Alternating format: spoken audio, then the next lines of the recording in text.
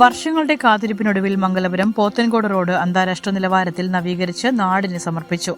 തകർന്നു കിടന്നിരുന്ന റോഡ് അത്യാധുനിക സൗകര്യങ്ങളോടെ ഹൈടെക് പാതയായി മാറിയതോടെ ഇതുവഴിയുള്ള യാത്ര ഏറെ സുഗമമായിരിക്കുകയാണ്. ലോകോത്തര നിലവാരത്തിലുള്ള ടാറിംഗ് സംവിധാനമാണ് റോഡിൽ ഉപയോഗിച്ചിരിക്കുന്നത്.